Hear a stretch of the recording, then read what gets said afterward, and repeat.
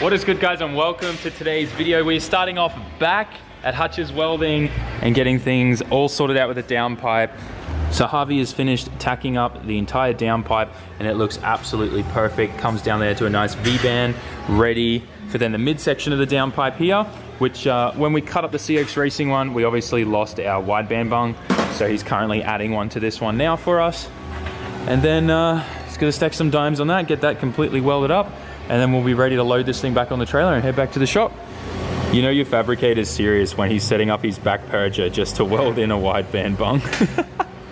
So Harvey's just finished welding up the downpipe and he's putting that in now. While he was welding, I started looking at the intake side here, the charge piping, and we actually trimmed the piping and bead rolled it and got everything linked up here. As you can see there, we're gonna be good there now.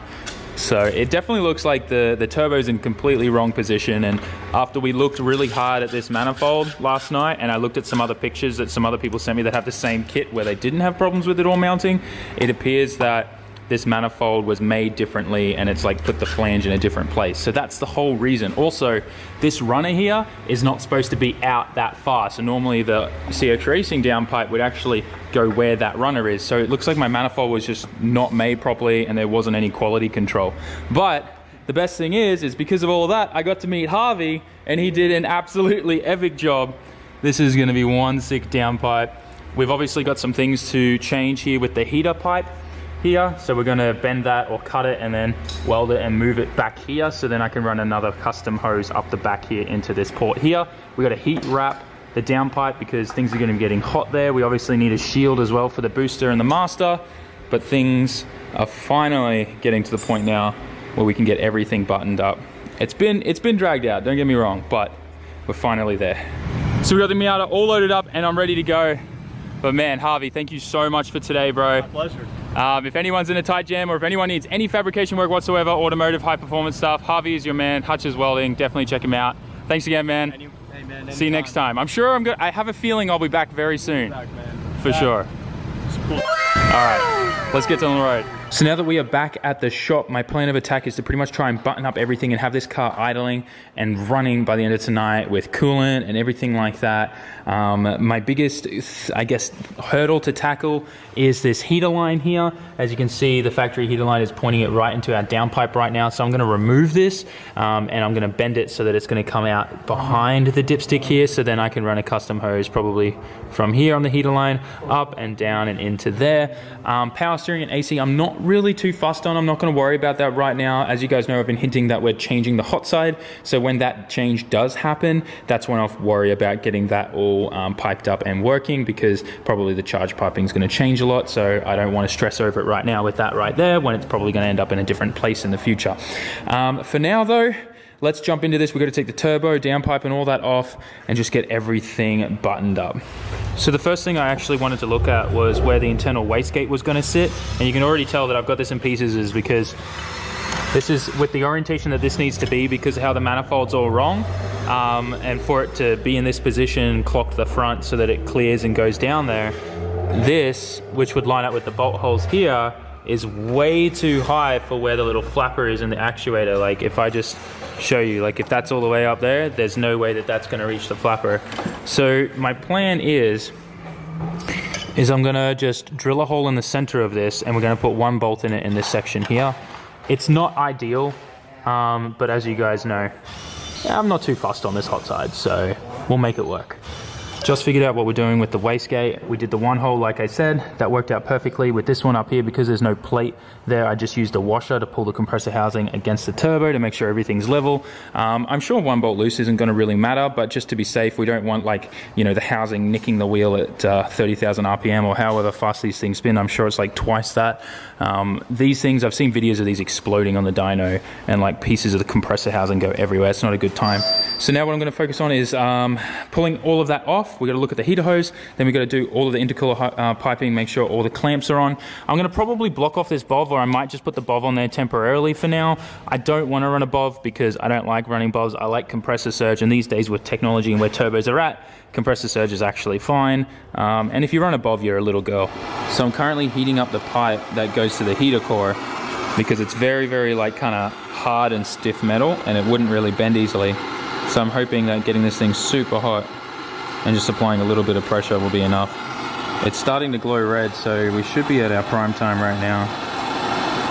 All right, so we got the new feed line installed that we got from Maker Hose. We got the dipstick reinstalled. I got this bend. It's not the prettiest bend in the world, but hey, it'll work for what we need to do. I started getting all the couplers and all the shackles on them, or clamps, whatever you want to call them. These ones are all done on the throttle body. I've decided instead of spending time in making a block off plate right now, I'm gonna put this BOV on here.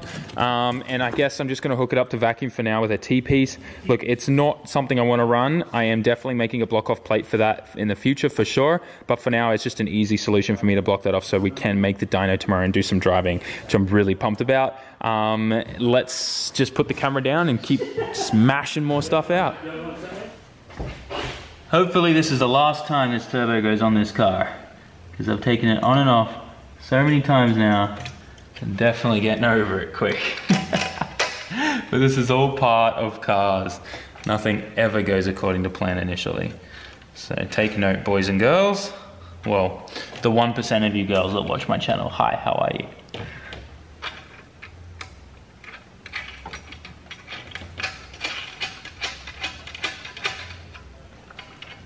Another one through the bottom.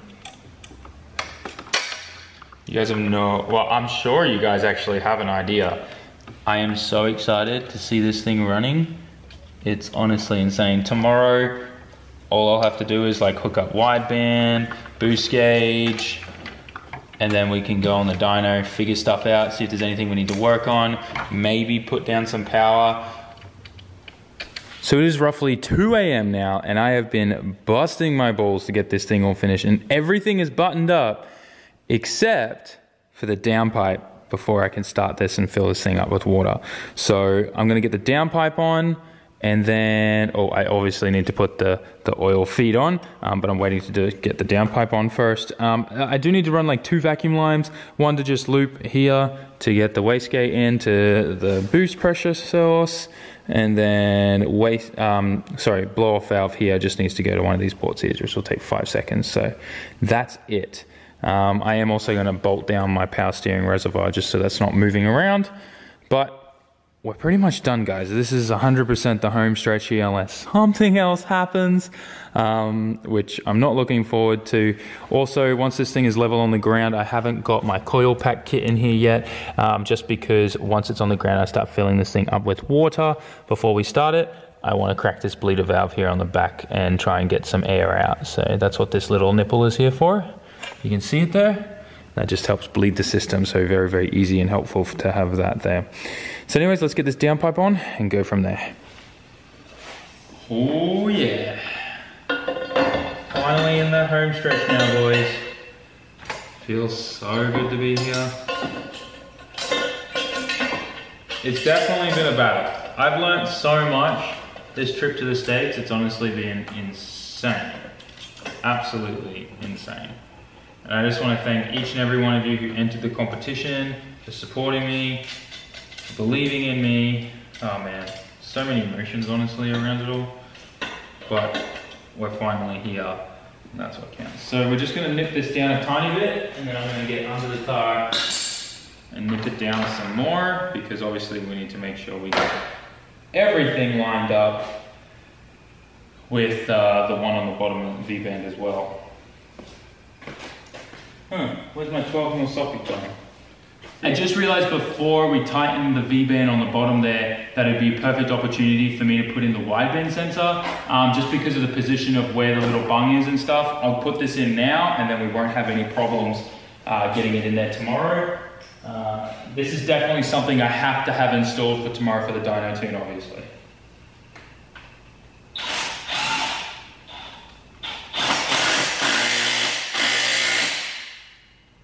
All right, let's take this thing down off the jack. Let's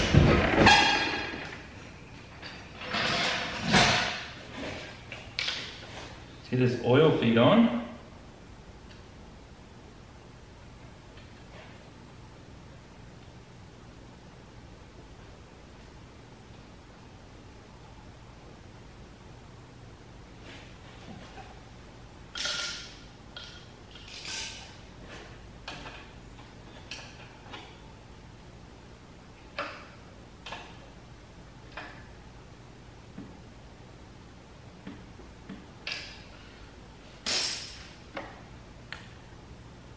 Okay, I think we might be ready to start filling this thing up with some coolant, or some water at least.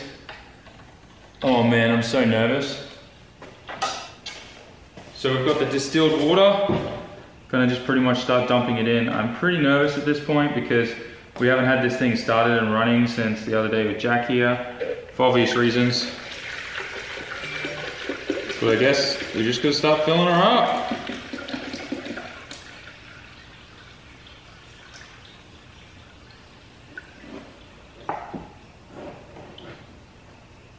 Man, you can hear that bleeder at the back, just like air coming out of it. Let me fill this back up so you guys can hear it. It sounds so cool.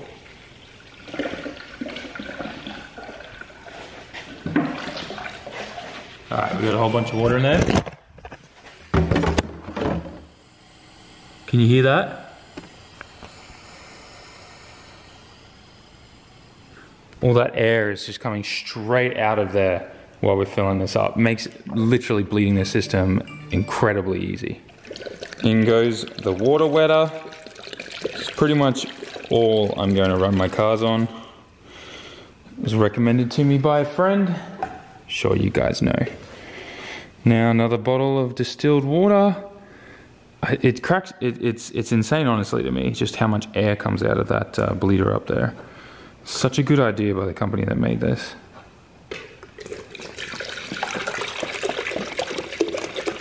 Don't see any coolant leaks under there either yet. So I think it's time. I've got all the vac lines done. We should plug out the cam angle sensor so that we can crank this and build up some oil pressure. So let's do that. I don't think we're gonna need I need to fix this door handle. Oh wait, is it just locked? Well, all right. So worst case scenario, we do have the jumper box there. So let's crank this, get some oil pressure. Let's look at that oil pressure light. Oh, that's right. I just panicked. Need to put my foot on the clutch. Wait a bit.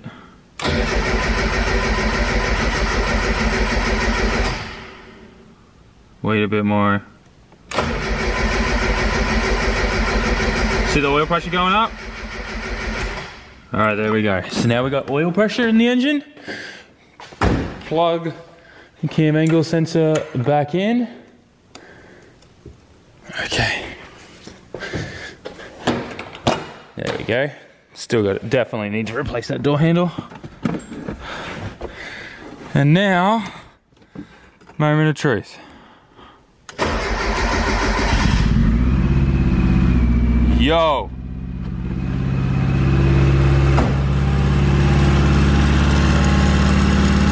This thing started way too easy. Need to adjust this little 10mm bolt here. Idle's a bit high. I definitely don't like how high it's idling, but it's already bleeding. Man, this thing sounds good. We can only let this thing idle. We can't really rev it up or anything. Man, look at the smoke already coming off this thing. And my turbo spins, that's a good sign. A lot of smoke coming off the... Wow, this thing's starting to rev up a bit. Might just shut her off in a little bit. Exhaust sounds really good. I'm gonna shut this off.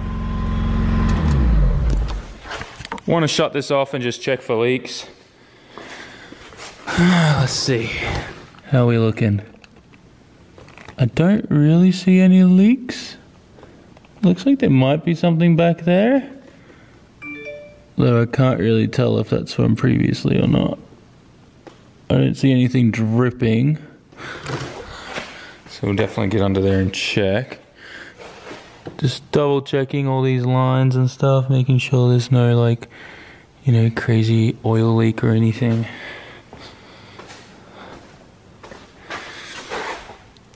So far looks pretty good. So I'm just trying to solve the high idle issue right now. I found one vacuum leak. One of the nipples on the manifold had been missed and was just open.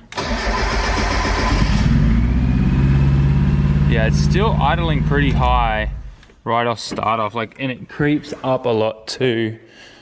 So I'm kind of wondering if now maybe like the IAC is wired up wrong. So I think the best way to check that is to actually just unplug it.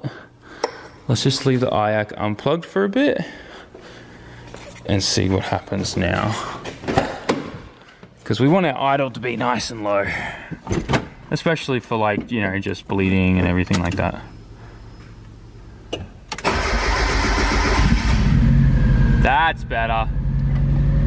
Oh, is it gonna creep up? Why is it doing that? It's kind of holding there. That's definitely better than what it was before with the IAC open. So it means we do have a vacuum leak still somewhere then. I wonder where. I wonder where it could be. I mean, it could be the idle screw too. That's a good point. Let's screw that all the way in and seal that up. The idle screw was definitely out a fair bit. I don't know if it was enough to cause that high idle, but let's find out. Yo! Now it's holding at about 1100 RPM now. So there we go. I guess the idle screw plus the IACV may need changing, but that's that. This thing's idling now, running really smooth. Hell yeah. Man, I can't get over how, like, smooth this thing's running. Turbo's still spinning. Hell yeah. This is exciting. All right, so now this thing's idling at a pretty decent ballpark. I want to listen for some. I don't hear any vacuum leaks here, so that's a good sign. I replaced the engine mounts with some brand new ones, but I still feel like it moves around a fair bit, so we may need to look at some upgraded ones in the future.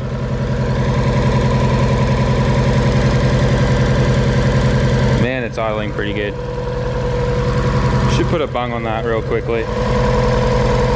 There we go. That's much better. That's just temporary, by the way. All right, so we need to let this thing get up to full temperature. Let it sit there for a bit, and then we're gonna let it cool down, because that's then gonna bed in the rings. And that's what you want. Now, there's a lot of people saying you gotta do 500 miles and all this kind of stuff, but I spoke to a bunch of really good engine builders. They assured me that you really just need to bring it up to temperature once or twice and bring it back down, and that'll bed in the rings enough. Obviously, we'll go for a little bit of a drive as well, but the dyno will help bed it in even more. Sounds like the timing belt may be a bit tight as well. Hear that little noise? Generally means that the timing belt needs to be retensioned and a little bit softer. That's pretty good, but yeah. Engine mounts.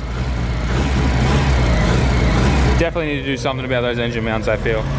So she's still been burping out some bubbles. I also made a makeshift quick kind of overflow bottle just in case. She is fully at temperature right now. We jump in the car. I'll show you guys. What are you looking at here?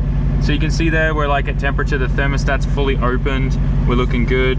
I'm loving that at full temperature. Look at that oil pressure in this thing. I've never seen a Miata with such good oil pressure, honestly. That boundary oil pump's working good. Look at that little touch of the throttle, and look how quickly that oil pressure goes up. Isn't that insane? All right, so that aside, I decided to turn the fan on now that she was at temperature. And because I don't have the little temperature sensor here anymore, we're gonna wire that into the Mega Squirt. I just quickly got a little bit of a wire, wrapped it around there because that's a ground source, an earth, and I pushed it into the little plug there, and that's turned this fan on here, this Mishimoto fan. So that's working really, really well. Literally, I couldn't be happier. The engine is idling, it sounds great. I mean, tomorrow I'm gonna obviously dump the oil out. We're gonna put some fresh oil in it, new filter, but it's looking really good. I'm so happy. All the smoking has stopped now off the manifold. Everything's looking really good there. There's no leaks at all. The only little puddle that I found under there earlier was from when we were bleeding the coolant, and a bit of water had dripped out the back of that bleeding nipple down at the back there, but I've been monitoring it and it's been drying up, not been adding to it, no drips or anything like that. So that looks really, really good. The only other leaks we have are my power steering rack because I still haven't put the lines in. But this thing honestly sounds really healthy and really good. I think it's time now. This thing hasn't burped any more bubbles in a while. Let's get this off and get the radiator cap on there. Good old Mishimoto. All right, we're good. Just come around the back here to listen to this exhaust note. I really like the sound of this exhaust. It actually sounds really good. It's got one resonator slash catalytic converter, which then comes to this, and obviously with the turbo, it just sounds nice. So everything still looks really, really good. Still no leaks or anything. We're looking great. I'm gonna shut it off and leave it there. We've had it idling now for about 10-15 minutes there at full temperature. So let's shut her off. We definitely need to figure out that high idle tomorrow. Something's up there. I don't know if there's another vacuum leak somewhere or if it's just a setting in the ECU that we need to look at. But like if I plug the IAC in, it wants to go to 2,500, 3,000 RPM. There could be a seal leak or something on the throttle body. We replaced and, you know, obviously pulled that apart and stuff to get it powder coated. So, you know, something could be going on there. I'm not entirely sure. But for now, this is awesome. You guys have no idea how good it feels. I mean, I'm sure you do. You've been watching the videos. I'm sure you've been coming along for the emotional journey as much as I have. But it just feels so good to finally have this thing running, and I am beyond ecstatic that we're gonna be able to get on the dyno tomorrow. So with that, I think it's a perfect time to wrap this video up. It feels weird not having to promote the giveaway, but as you guys know, it ended yesterday, and I just want to say, once again, massive thank you to each and every one of you for supporting me, being a part of the giveaway, getting your entries and everything. This has been such a learning curve for me. I've learned so much, and it feels really, really good to grow with you guys and, you know, come along this journey, I guess. So thanks for watching. Make sure you smash that like button, leave us a comment, and I'll see you all in tomorrow's video. Peace out. Jamata.